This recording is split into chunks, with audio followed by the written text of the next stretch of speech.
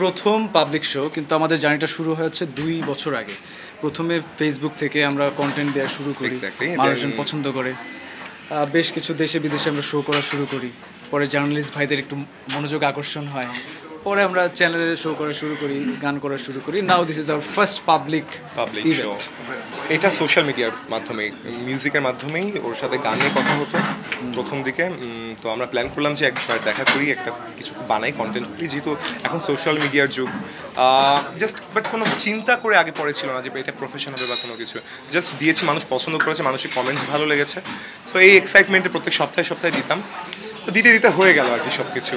আমরা এমন কিছুই গেয়েছি যেটা আমরা শুনতে পছন্দ করতাম, যে এই টাইপের যদি কিছু হয় আমরা শুনতে পছন্দ করবো, অ্যান্ড সেইটি আমরা বাট আমার মাথায় সবসময়ের জন্য ছিল যে না, পুরোনো জিনিসগুলোকে যদি আমরা নতুন করে রিপ্রেজেন্ট করা যায়। হ্যাঁ, এখন মানুষজন প্রশ্ন করে যে মৌলিক গান কবে আসবে। আমরা না মৌলিক গানের পিছনে ছুটছি না, এটা যখন আসার আমরা মনে করছি যে আসবে। জাস্ট এটাকে জোর করে বানায় হিট করানো এমন কিছু দরকার নাই। ওই রকম স্কিল এখনো আমার মনে হয়নি আমাদের হয়েছে যে একটা গান লিখে শুরু করা। মানে অ্যাজ এ ব্যান্ড আমরা ভেরি ইয়াং, অ্যান্ড সামনে আসবে। এটা আমাদের প্ল্যান ছিল যে হ্যাঁ, আমাদের friend Miran, he is from Kashmir, and we talked about this show, যে কোলাবোরেশন, যে একটা শায়রির সাথে আমাদের বাংলা উর্দু সব কিছুর একটা মিক্সচার। কারণ বাংলাদেশ তো একটা মাল্টি কালচারাল কান্ট্রি। এখানে আমরা অনেক আগে থেকে দেখে আসছি উর্দু ভাষাভাষী মানুষ রয়েছে। ব্রোকেন উর্দুতে, যেমন নয়ন ভাই পুরান ঢাকাতে গেলেই শোনা যায় ব্রোকেন উর্দুতে ওরা ফ্যামিলির মধ্যে কথা বলছে।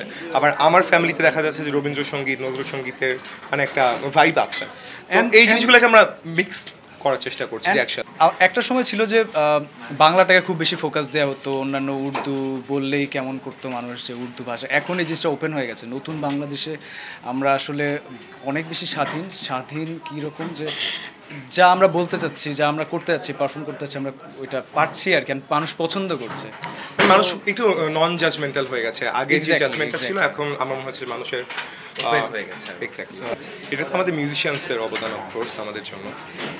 না, আসলে আমাদের দেশে আমরা সেভাবে দেখি না যে একটা মানুষ পারফর্ম করছে অ্যান্ড অলসো মিউজিক করছে, বাট বিদেশে অহরহ আছে এরকম মিউজিশিয়ানস অ্যান্ড সিঙ্গার্স।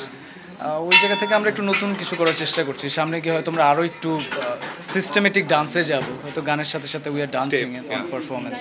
যেহেতু রোমিও ব্রাদার্স একটু ফ্ল্যাশি থাকবে, একটু রোম্যান্টিক থাকবে, এটি আর কি মেনটেন করি।